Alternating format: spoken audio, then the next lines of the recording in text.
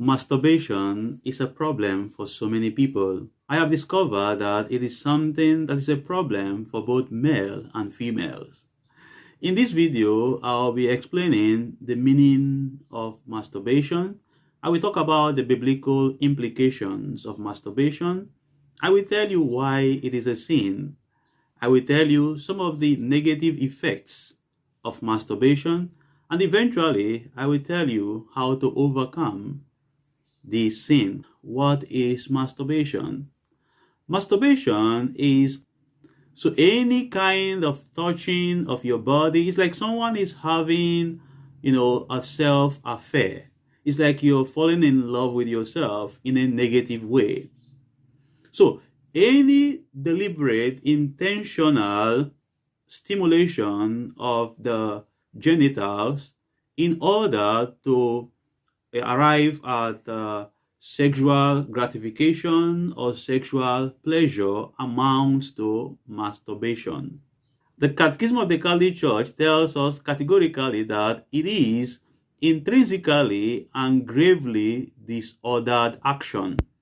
Why is it disordered action? Because it is not something that you should do. It is something that is contrary to the use of that which God has given you. And this is what brings us to why it is a sin. There are so many reasons why we consider masturbation as a grave sin, as a mortal sin. The first one is the fact that every sexual faculty must be used for procreation or for unitive purposes. In any moment when we deliberately, intentionally use or abuse our sexual organs outside of the purpose for procreation, that makes it a sin. Number two, the Bible tells us in so many places that our body is the temple of God, which means that we may be free, but our freedom is not absolute. In the words of St. John Paul II in his encyclical Veritatis Splendor, our freedom has limits, and we are not free to abuse our body. We are not free to abuse this temple, because St. Paul says, if anyone abuses the temple of God, God will destroy that person. Deliberate use of any of the sexual faculties outside marriage is a sin, because it is the abuse of the purpose. The purpose is for procreation. And at any moment when we use it outside procreation, which is outside marriage, it makes it automatically sinful. During masturbation, those who involve in this grave sin, they spread their seed, they waste their sperm, they waste their reproductive cells. And to waste it is already a very big sin. So when you waste your sperm, when you waste your reproductive cells, for instance, it could also amount to murder or killing, because the seed that you throw away has actually life in it.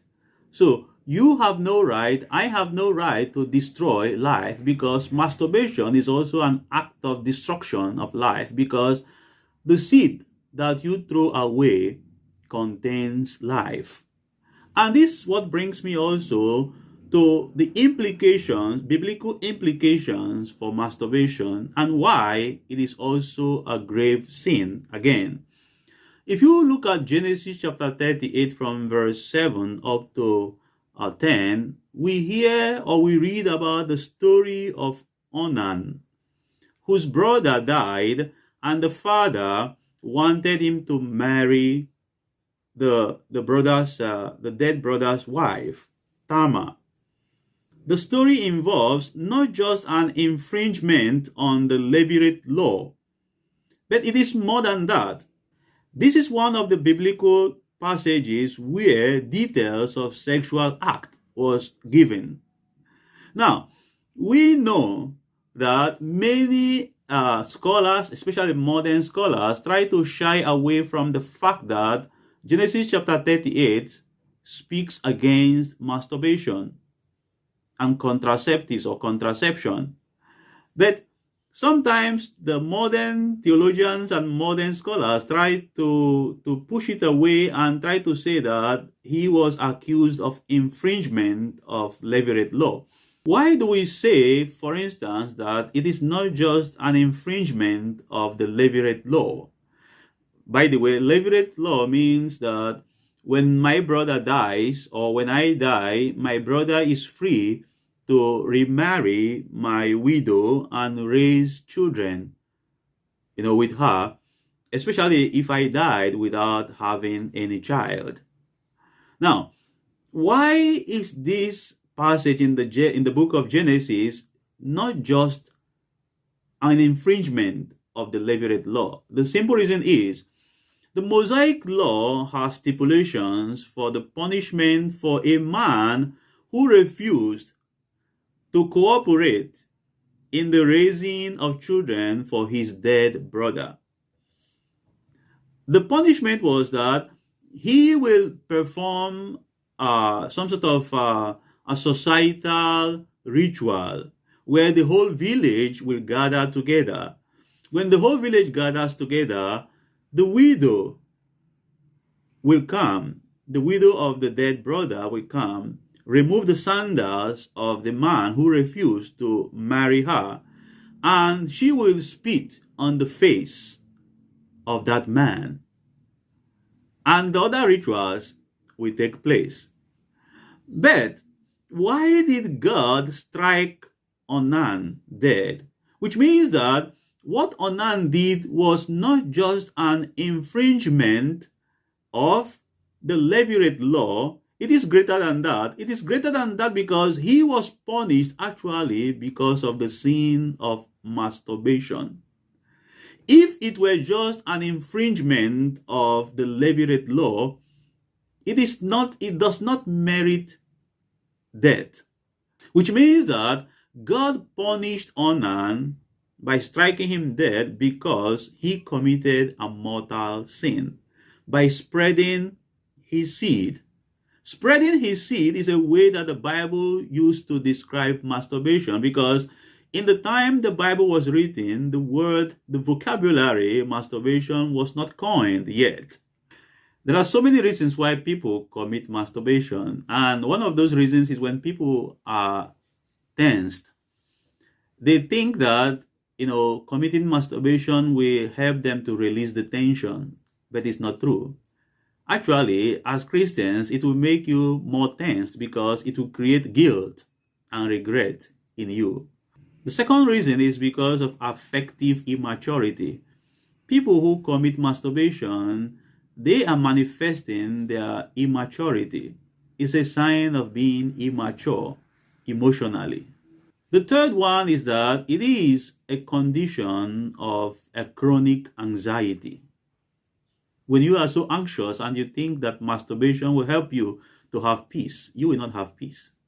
It could be because of socio-psychological factors from the environment. Also, environmental factors can also push people to committing masturbation.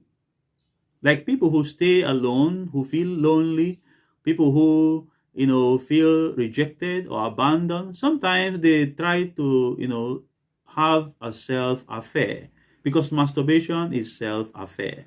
These are some of the negative effects of masturbation. It can make you sad and guilty. It makes you a withdrawn person, such that you cannot enter into relationship easily. It creates avoidant and anxious attachments. It affects the mental disposition of the person. It makes the person to develop a sort of negative defense mechanism. It causes improper growth mentally and psychologically. It causes distortion of reality. The way you look at reality may become different from the way normal people look at realities. It affects one's intimate relationship quality. The quality of your relationship will start to deteriorate. For those who are married, who engage in masturbation, gradually your marriage will be in crisis. It causes depression and loneliness. You may think that it is an antidote to depression, but it is not. It actually causes depression. It blocks one's growth in love. It becomes a hindrance to your, development when it comes to love. It brings deterioration of one's mental well-being. And actually, it prevents one from engaging in real, genuine relationships. It creates emptiness and dryness. And some scientists believe that it causes erectile dysfunction. Other effects could be prostate abnormalities, reduced sperm count, diminished sperm motility and sperm quality. It can affect your sperm quality, and you cannot father a child. It causes premature ejaculation for those who are married, and it causes a lot of risk for prostate cancer. The first and the basic way we can overcome masturbation is to discover that it is a sin. We have to accept that it is a grave, disordered action. It's a sin. Number two is to engage ourselves in prayers. Prayer is a communication, and sometimes this masturbation is caused by loneliness. So we need communication. We need to communicate with God. We need to express ourselves the way we feel in the moments of our crisis, in the moments of our tension. We have to express ourselves to God. And the more we express ourselves to God, we also should learn how to communicate with the people around us. Because sometimes this masturbation comes when we feel so lonely, when we feel alone in ourselves, and we begin to fall in love with ourselves. So communication, which is prayer, is very important. The third way to overcome masturbation is to spend time every day in reading and reflecting on the sacred scriptures. It's always important to equip yourself with the Word of God. For those who have watched pornography, for instance, it's already in your head. So the best way to get it out or get it off is basically to replace it with the Word of God. Because nature abhors vacuum. If you want to remove the thoughts that may be the reason why you are committing masturbation, you have to really replace it with something better, which is the Word of God. Another way you can overcome masturbation is to get busy. They say most times that the idle mind is devil's workshop. So get busy, do some work, do some laundry, do other things that can, remove your mind from such actions. You can also overcome masturbation by avoiding occasions of sin. When I say occasions of sin, I mean like the people who lead you into sin, because some people commit masturbation because of other people, what they discuss with other people, what other people show to them, and also invent. If you know your emotional capability, you should also know where to go and where not to go, so that your desire for masturbation may not be triggered. So avoid occasions of sin. If you want to overcome masturbation, you must also stop watching pornographic materials like videos, clips, listening to dirty thoughts, dirty discussions, watching bad pictures, and listening to music with dirty lyrics. You should avoid that if you want to overcome masturbation. Careful about what you take in terms of alcohol.